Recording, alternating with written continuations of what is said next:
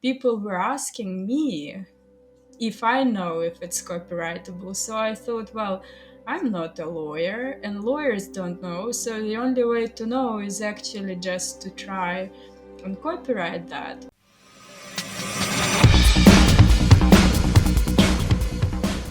I am with Kris Kashtanova, who recently launched into some stardom, some fame around the goal of copywriting the first AI created comic book that is sought a copy, right? Kris, we're going to talk about the copyright and all the legal things and what you've experienced online as a result of this work that you've done. But I'd really like to just begin at the beginning. Let's talk about the art itself. What did you set out to create? Why did you create it? What was the inspiration? Tell me the story of that. Okay, hi, John. Um, so I am actually a self-portraitist. I take self-portraits for past maybe 8 or 7 years. I always say seven, but I think it's been 8 or 9 because the pandemic completely erased 2 years of our lives. So I take self portraits, and pretty much all of my personal work in past years were self portraits. I don't like the way I look, and I try to get okay with that. And I thought if I photograph myself so many times that I get comfortable with it. So I was taking self portraits, and at first I was using Photoshop to add some meaning to it. It's not just usually a portrait, it's usually some environment and some story in it. And I tried to take a self portrait every single day. And then the pandemic was really difficult for me. I lost five very close people in my life. I lost my grandma, and then I lost two of my best friends and two of my quite good friends. And I was really struggling with grief, and I started writing a story. And the story was about me. So it was my way to process loss and feeling isolated because of the pandemic. I live in New York, and I live in Manhattan, and it was a difficult time to be in Manhattan during the pandemic.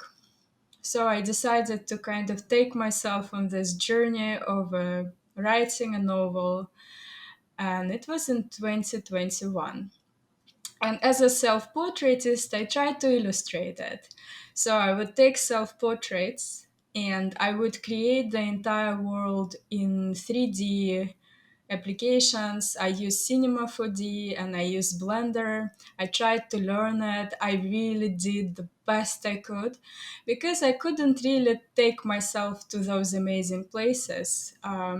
Before the pandemic, I worked as a photographer, and I was really fortunate because I photographed sport, I photographed yoga, and I traveled a lot. So for my self portraits, I could take amazing photographs in amazing locations where I would come for work. But as pandemic started, all my photography jobs shut down. I couldn't travel anymore. My clients couldn't come. So all I was left with was pretty much myself, my room. Also, there was a space like behind the house in Manhattan, like a building, where I could go and photograph myself against a gray wall. So I did that, and I was taking photos of myself, and I was putting myself into these 3D scenes, and I was posting one image every day and a part of my story. And at first, I was telling it from my perspective. I would create a different world every Hmm. single day, and I would name it with some made up name that didn't mean anything, but I would name it, and each world was connected with an emotion. This way, I tried to kind of express how I felt and how each world felt. And then I did it for about 200 days.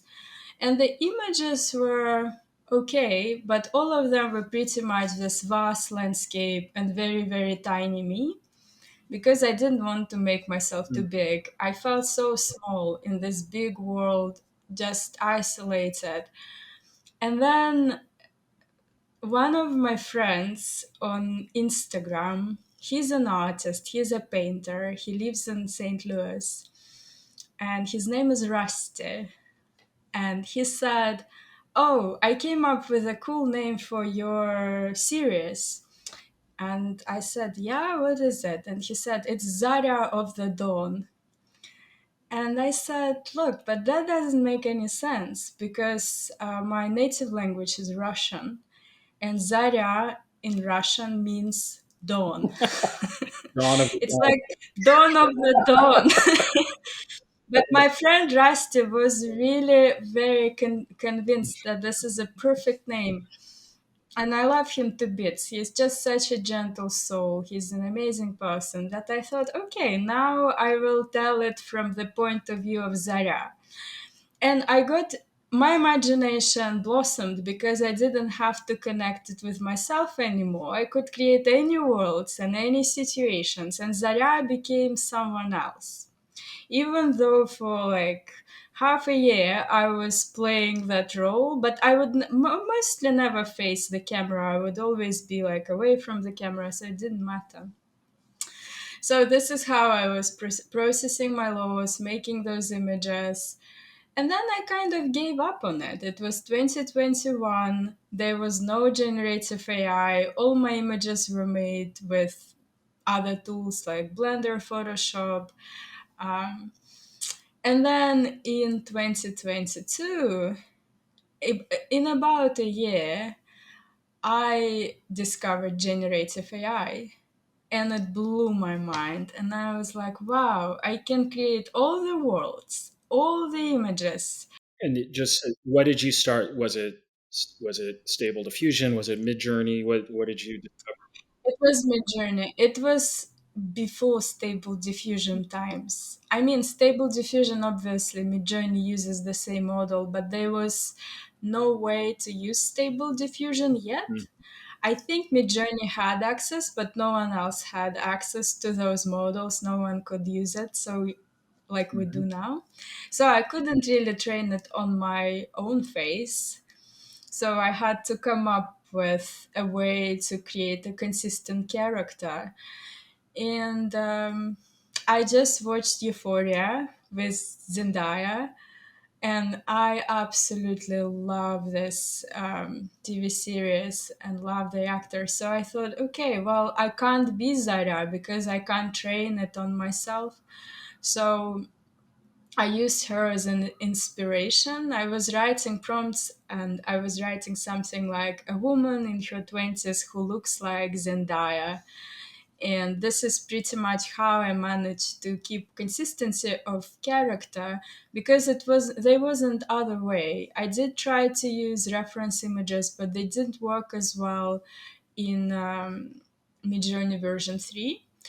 I could. I made one character quite consistent, but it only kind of, I could make it for 2 pages because it was almost like, you know, how you do four iterations and those four faces I could use, and then the rest were very, very different.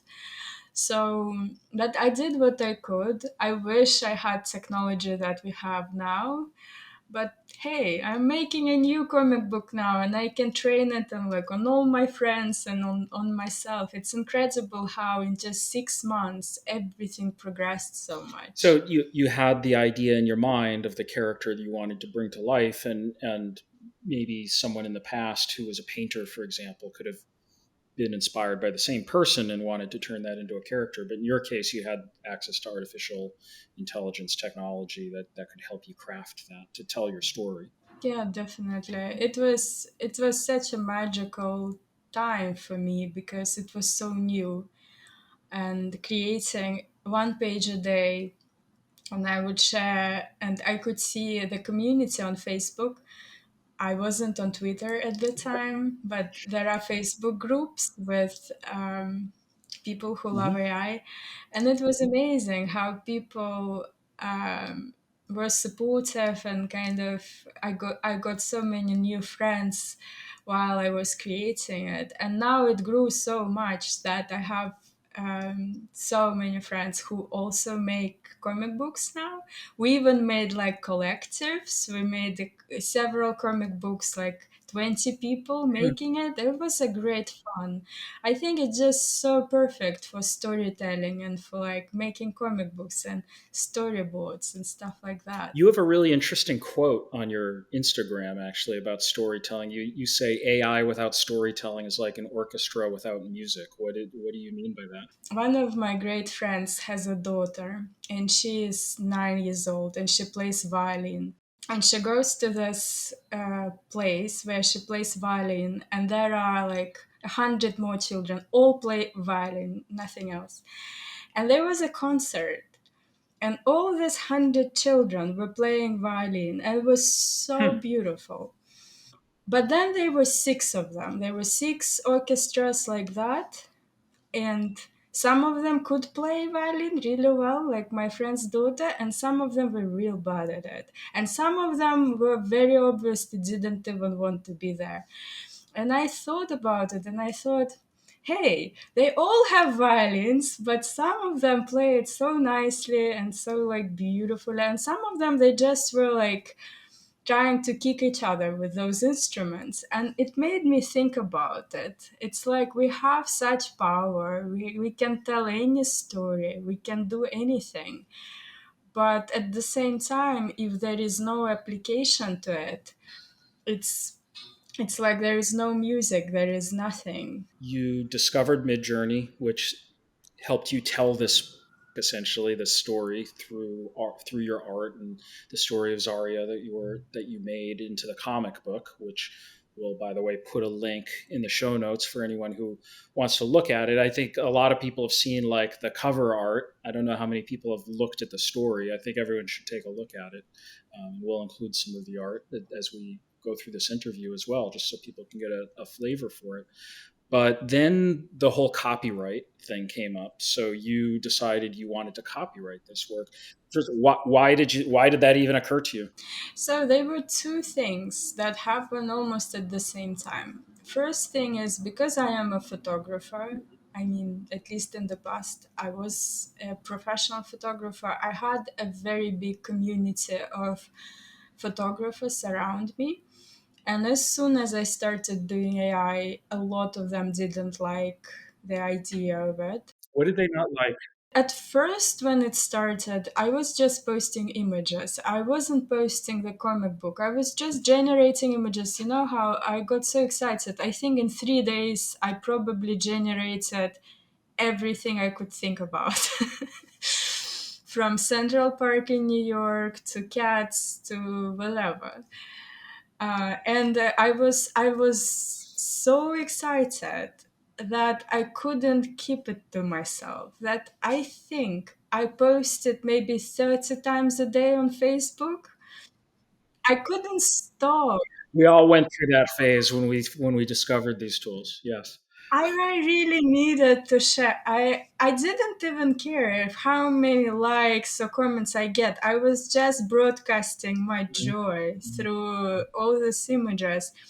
And I think at the very beginning people were like, oh, but those are not photographs, those are, it's for lazy people. And I was like, yeah, I'm pretty lazy, I love it, this is great. And the images are amazing. I was like, oh my gosh, like something like this. As a photographer, I know how much work it takes to take images like this.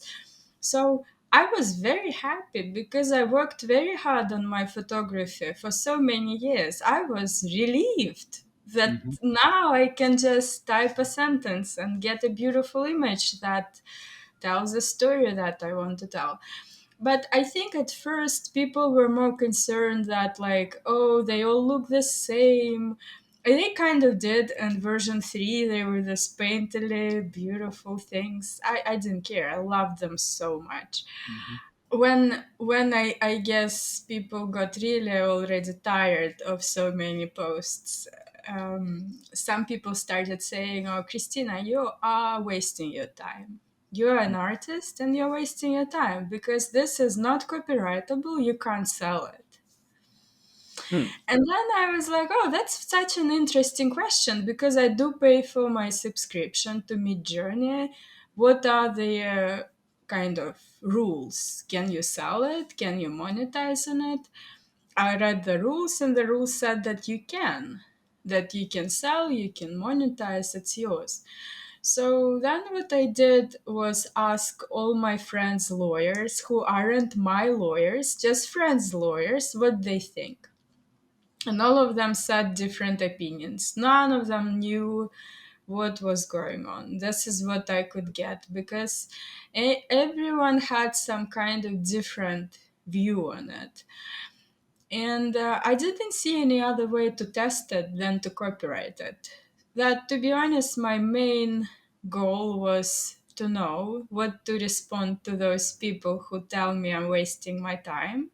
Also, because very quickly I became someone who everyone was asking about AI, people were asking me if I know if it's copyrightable. So I thought, well, I'm not a lawyer and lawyers don't know. So the only way to know is actually just to try and copyright that.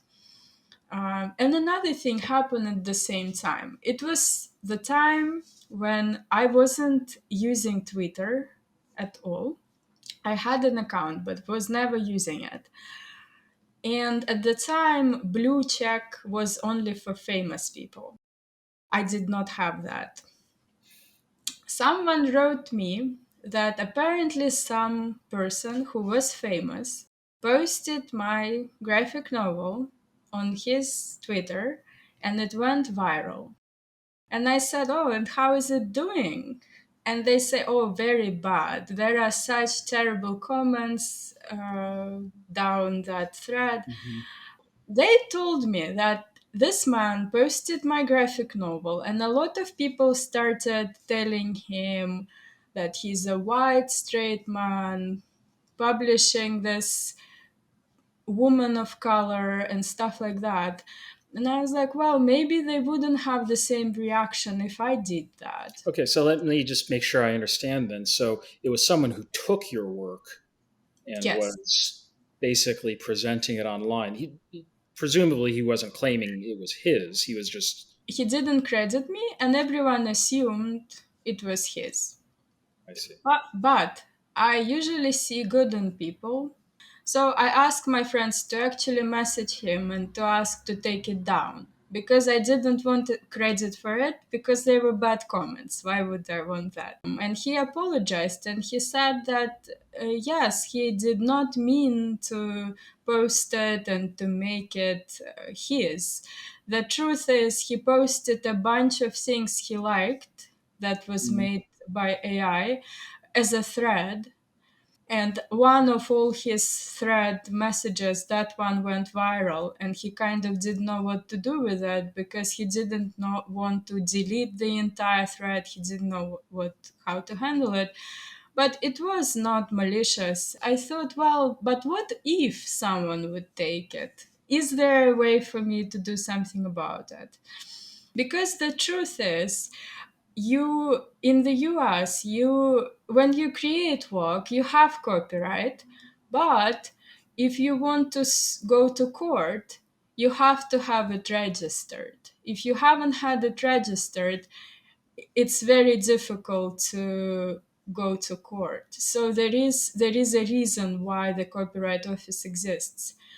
In other countries, it's different. In those countries, they don't have a copyright office, and the copyright is by default. So what has happened with the copyright process so far? I know it's ongoing, but what have you learned about it now that you've gotten into it? What have the issues been? So I did receive copyright when I first submitted, and I did not have a lawyer or anything like this at the time. So I just went to an online registration and submitted it. And then in like 3 or 4 days, I received the copyright. I was happy with it. I shared about it. People started writing about me, like first copyright, first AI assisted Mhm. copyright. And then I think 2 months later, the copyright office sent me this very long, very harsh email. Hmm. Because a journalist from the Washington Post Mhm. reached out to them for a comment. They looked into my work and they realized they did not know what Midjourney was. So they sent me a very long letter saying that I need to explain the process how I made it. I don't like getting harsh and long emails Government from agencies. any place really. Yeah. I come from Soviet Union. It's like in where I come from, you could be jailed for something like this. So I was very nervous and I didn't know what to do. Thankfully, I wrote to Facebook group called Midjourney Official, and the moderators were like, "Oh, we can send this to Midjourney team and see what they say." And the next day, two lawyers from Midjourney reached out and said, Hmm. "We can help you if you want." Midjourney themselves was very helpful to you. The lawyers were helpful and they helped with writing that letter that everyone can read now. They posted it right away. It was a good letter. It was like a poetry letter. It was really good. Yeah, it's very long. We'll link it in the show notes as well so that people can check it out. Like there's a lot in there. It took, I think, 2 or 3 months for the copyright office to go through it. And during this 2 or 3 months, every 2 weeks, there would be like a wave of fake news that it was revoked. And these poor lawyers would have to like contact all the newspapers and say that no, no, there are no news. I don't know why you think that. And finally, they made a decision. So they did give me a copyright, but with limitation. So basically, the comic book is copyrighted, the story is copyrighted, and the images arrangement is copyrighted. But the images one by one aren't. You can also send the link to that final letter that they wrote. And I think after they wrote that letter, very soon they released, on maybe like 2 or 3 days after, they released generative AI guidelines. And also, Mhm. they mentioned that starting from April, and I think for 2 or 3 months, they are going to listen to lawyers and AI artists and other people to kind of make a more better guidelines, I guess. And I'm definitely taking part in all of that and working on my next work that I would like to copyright and share a new technology, because I think since August, when I submitted Zarya of the Dawn, no one uses AI like this anymore. It's very Mhm. different now, and I use mostly stable It's a change. diffusion, yes, and I train models. It's very controlled, so I'm hoping to be able to copyright some images and to explain different technologies to the copyright office. And I am very lucky because since I started working on my new work, I'm using Stable Diffusion locally, so for free. And Mhm. I wrote again on social media that I need a very good and free lawyer, and I found lawyers from Morrison and Foster, and I was told they are very good and they are pro bono. So, and they also agreed to record a video with me for the community when we copyright something, to kind of explain the argument from the copyright office perspective. I can show how I did it in Stable Diffusion, and they can share what is the argument that that's copyrightable. So in your latest work that I've been seeing, you're using a lot more self photography. It looks like it sounds like you're training the models Yeah, to use your own photography as inputs into it. Can you just elaborate a little bit on like the changes to your process and this whole idea of like training a model yeah. of your own to create the art? At first, before I actually got my new lawyers, I started working on this like self portraits comic book, and the reason why is because so many people mentioned Zendaya, and I didn't feel good about using someone's likeness without consent, but there was no way for me to ask for her consent. I did try to find any contact information, but I couldn't. On her website, there is no way to contact her. So I mean, I never sold my comic book. I never printed it. It was published in several magazines, but it was always for free. I never monetized on it. And it did end up at Comic Con in Las Vegas, though. And when it did, I was asked how they could pay me. And I said, well, I am not monetizing on it because there is Zendaya's likeness. I have no way to ask for her consent anyway. And I don't feel it's right to do so. So, but we made like donation button for a charity that I really like, that I volunteer with here in New York, and we raised like more than $1,000 for homeless people, and it was wonderful. But like other than that, I didn't monetize on it, and I felt really bad because when I was making it, I never thought it would become famous. Hmm. Because honestly, apart from Facebook groups with AI people, I got so little support in like anywhere. So I didn't expect it. So I felt completely fine. I was like, well, if like 20 people see it, there is not a big problem. There is Zendaya's likeness. But because it became famous and a lot of news and a lot of people mentioned it, I felt quite bad about it. So I'm now making my own comic. I thought, well, because I took so many self portraits, I can actually show the copyright office that my process as a photographer, I'm a fine art photographer, so I use a lot of Photoshop. And sometimes I build sets. I like building sculptures.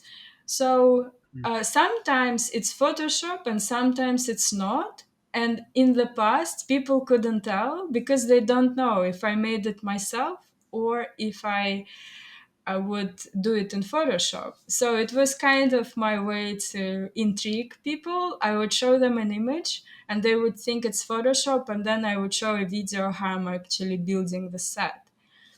So I thought the same way I can do with AI. So I put photos I took, I put Photoshop I took, and then I put AI. And I started asking people on social media which images they think are real and which they think AI. And no one can guess right. And I said, well, if there is no way to tell, then it means that my process with photography is as creative and as controlled as it is with AI. Hmm.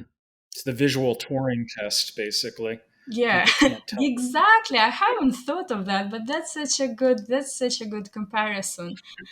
But since I have lawyers, I talked to them about it, and I said to them that because now what I do actually matters, I can see how it has impact. I said that maybe copywriting first image shall not be my face because I don't want them to say you have to train your own model because not everyone can train their own model. And also, like, it's quite complicated to do. And also, there are many tools where you don't even have to train it. Or if you don't make a portrait, what if you make a forest or a house?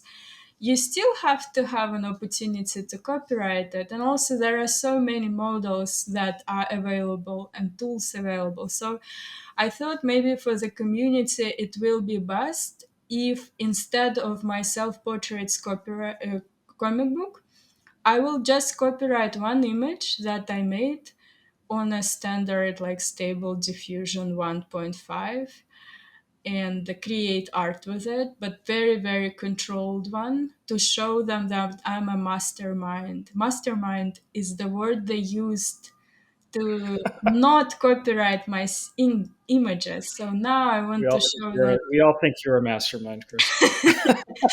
when I read it, I was so I said, why do they write it? It's so offensive to say. And she said that my lawyer said that it's not. It's just from the book, the term they actually use, and I Right. was quite surprised about it. I think she said that, but it's like the mastermind means that I am in control of the outcome. And to be honest, I thought a bit Mhm. about it. Have you ever tried watercolors? Yeah. Are you ever in control of that?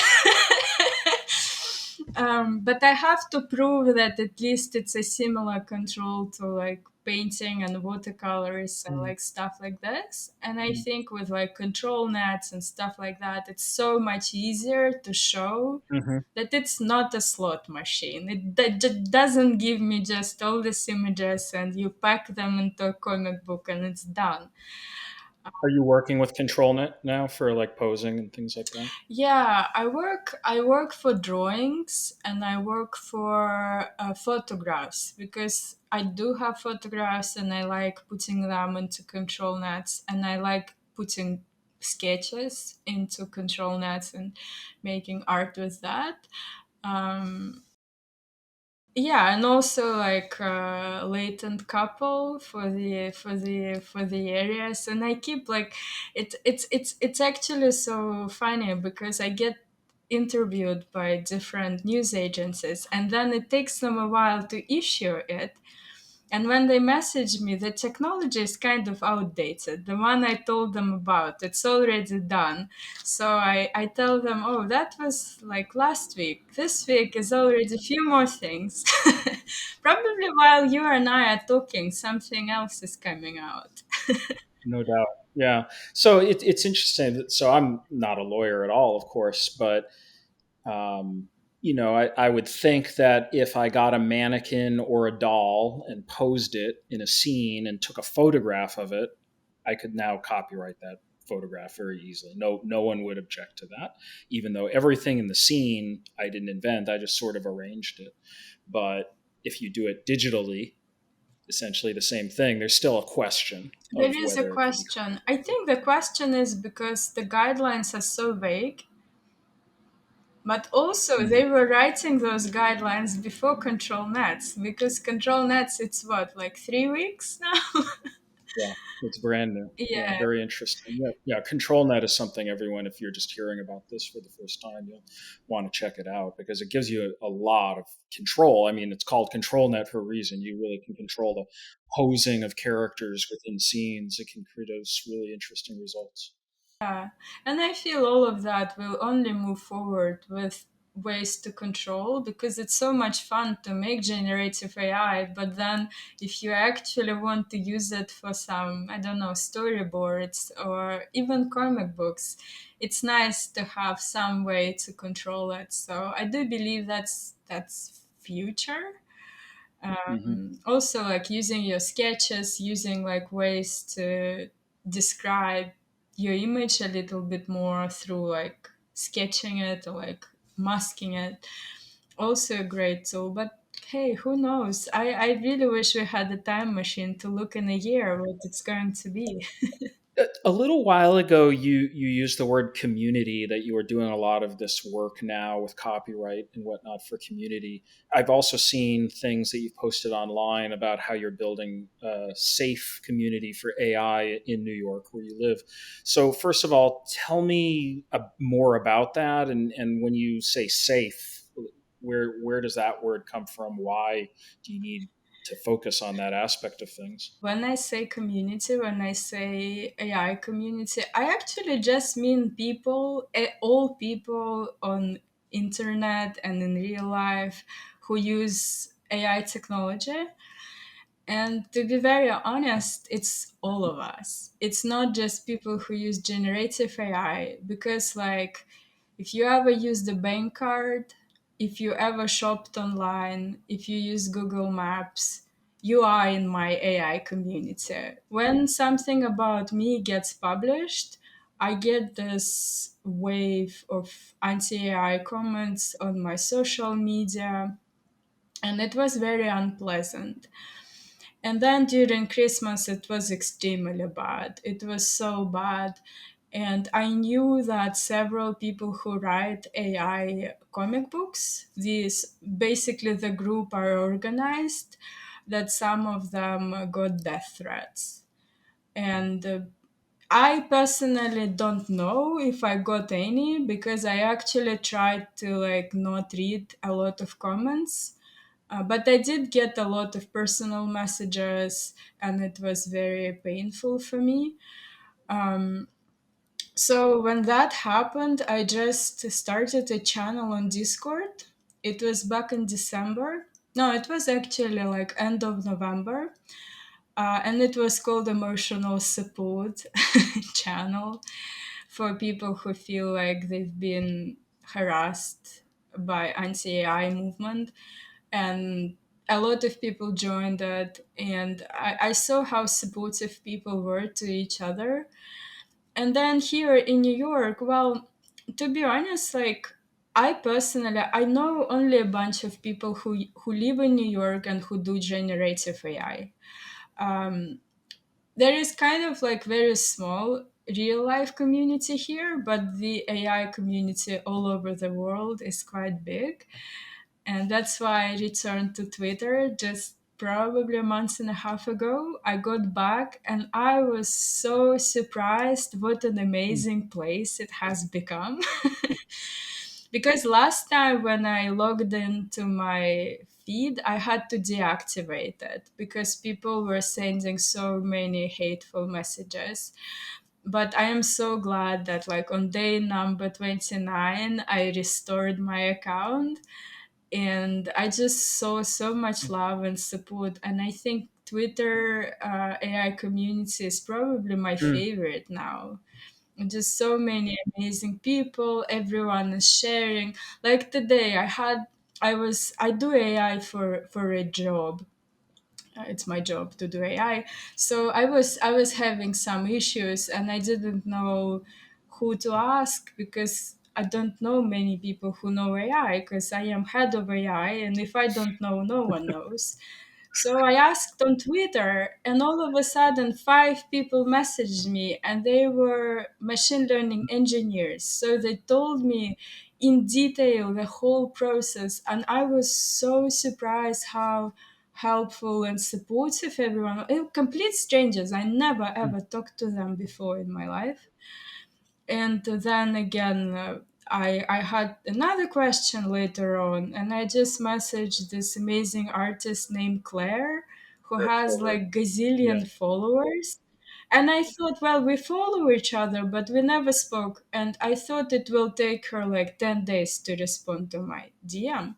But she responded right away, and she helped me, and she explained like what I need to do, and it was amazing. So I feel very like grateful for the community, but the community is pretty much everyone here, and whoever who knows me and who likes AI or curious about AI, I call everyone community. So it seems like in the last several months, the last year, you've seen the best of people and sounds like the worst of people as well. What have you learned about people through this whole process of working on this art? I always try to ask what I learn about Hmm. myself. I learned that I'm stronger than I thought and more patient than I thought because I did not think I was particularly patient or strong. I actually thought I was very impatient, but a lot of things happened, and there were a few things like really terrible on a personal level connected to AI. And I liked how, even though it was such a chaos, first, most people who were anti AI towards me either changed their mind or apologized. Some of them didn't, but at the same time, I feel that it's kind of shifting towards people accepting it more. I got few people who are photographers reaching out to me asking if I can show Mm, them AI, and honestly, I didn't expect from those particular people to be curious about it and to want to learn it. So I guess I learned that first there are a lot of good people. Also, there are people who all of a sudden come to mm, my rescue, like free lawyers, or I don't know, people who answer my questions, who want to help.